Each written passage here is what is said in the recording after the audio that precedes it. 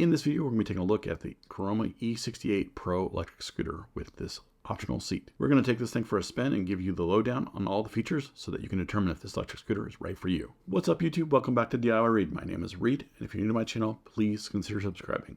So today, we're going to be taking a look at the Kuroma E68 Pro electric scooter. I have now put quite a bit of miles on this, and I wanted to provide you what my thoughts were on this. Before we do that, let's go ahead and discuss some of the details of this scooter. How much does it cost? What do you get in the box? What are the specs of this? And again, my final thoughts at the very end. Now, as far as the pricing goes, the Kuroma E68 Pro is powered by a 500-watt motor and retails for about $400. I'll leave a link in the description below if you're wanting to check it out. This comes in a box pretty much fully assembled. Instead of attaching the steering neck using bolts, they chose to attach the handlebars by using these little push pins that push in and out when the holes align. While assembling a scooter like this makes it easier without tools, there's a little bit of play with the handlebars. This is my second scooter from Kuroma, and I hardly ever noticed while riding them. Also in the box, you're going to get a couple Allen wrenches so you can remove the seat if you want. You also get a charger and an owner's manual. The battery charger has an indicator light on it, red when it's charging and green when it's fully charged. So that way you know where it's at. Now we get to the specs. Most people want to hear about this. This is a 500-watt brushless motor with a peak of 819-watt output, which powers up to 20 miles per hour and 25 miles range. This model does come with a seat, which is adjustable. It makes it very nice to sit down when you're bored standing up. It can be folded down when not in use, but it can also be folded down so you can fold the scooter up. I will say that you're going to want to remove it completely, probably by preference here, because when it's folded down, first of all, the seat, you can't have it sitting there. So if you pull the seat out and you got the stem sitting down, it's kind of in the way of where you're standing. Now, removing the actual seat is easy. There's two Allen bolts on both sides, and you remove those and you can pull the seat right out. The scooter is equipped with dual brakes and EABS anti-lock brakes. The headlight is smart and automatically illuminates when you're in a dark environment. The display shows real-time speed, battery life, speed mode, cruise control, and has the headlight icon on it.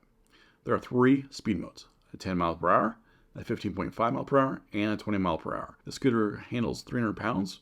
I'm 225, so I'm not quite there, but it can hold 300 pounds.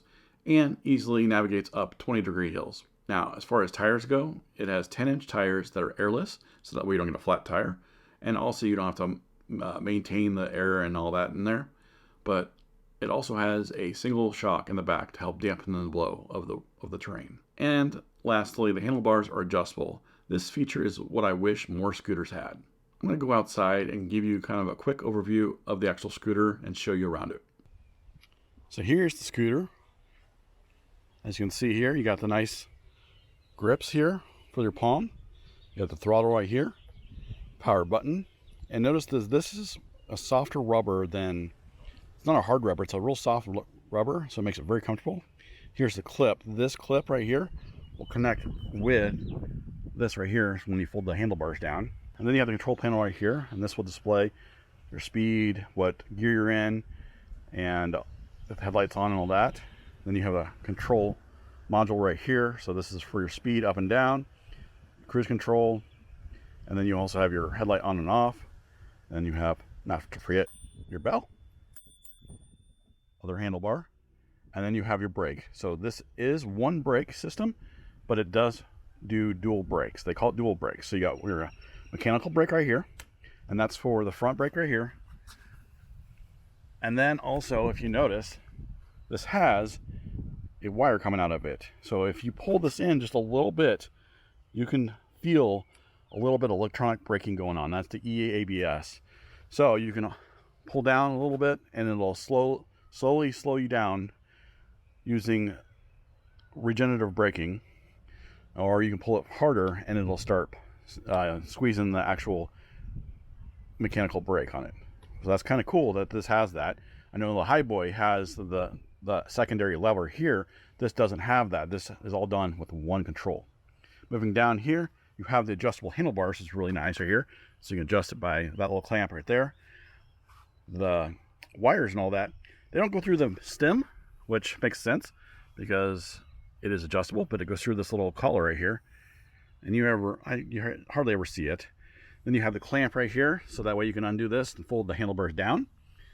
You have the 10-inch tires right there with your reflectors. And then there's the mechanical brake. It's kind of like a drum brake. You have the charging port right here. Kind of nice to have down here. And then the nice wide platform right here. Now this is a wider platform than most. Most of them are about 6 inches, about 7 inches. Got a kickstand right there. A nice fender right there with a brake light, which is kind of cool. It will flash when you hold the brakes down.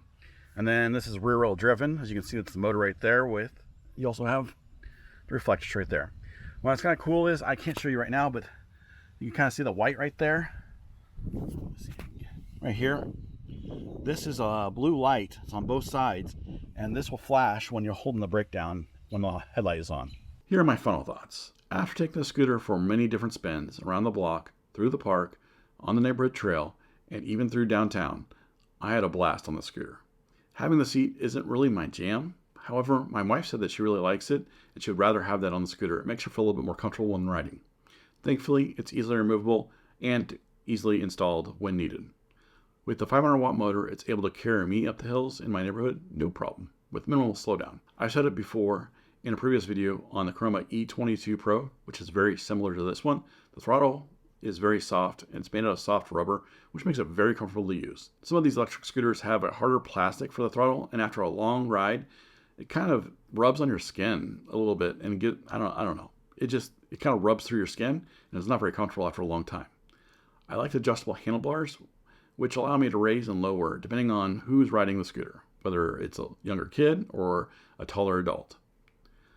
The grips are very nice and soft, and they make it very enjoyable to ride. I know this seems like not a big deal, but between all the scooters that I've ridden, I will say that these are probably the most comfortable. They're actually more softer rubber than most I've seen.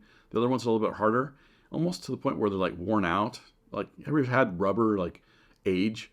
It gets a little bit tougher. That's what it feels like on some of the other scooters. This one is just soft rubber, like almost like touching your tire. This scooter has a wider platform, which allows for more room to stand on.